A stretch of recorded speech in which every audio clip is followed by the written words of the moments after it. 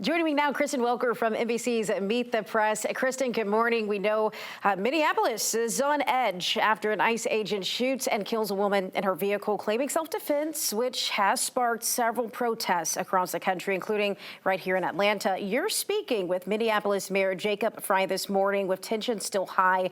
Where does this go from here, Kristen?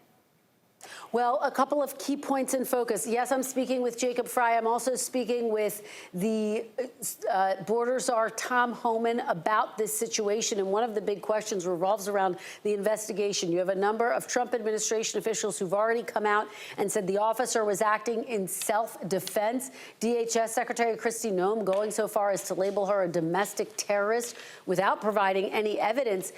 So part of the question that Minneapolis officials are raising is how can this investigation be trusted when top officials have already come out and prejudged what happened? In addition to that, state and local officials have been excluded from the investigation. Based on my conversation with law enforcement experts, Stefanich, that is unheard of. And so the questions about transparency are growing as it relates to that. And then zooming out, what does the future of ICE look like? The president's hardline immigration policies increasingly under a microscope. This is the 9th shooting involving ICE since September. So where does this go from here? Senator Chris Murphy, who will join me exclusively today on set, Stefanich, has proposed legislation that would overhaul DHS and its handling of ICE. You have an increasing number of Democrats calling to defund ICE. Is that realistic? Is that a possibility? We'll unpack all of it coming up on the program as we are tracking these protests spread out all across the country in what feels like it could become an inflection point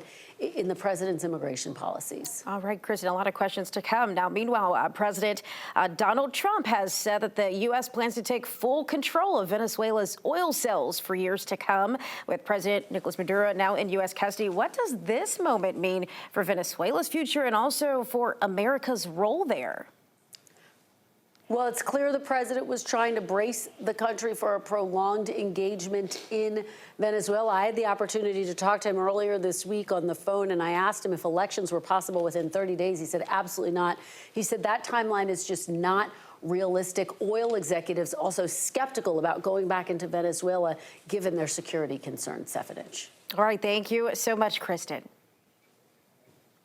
All right, Meet the Press airs at 10, right after 11 Alive Weekend Morning News.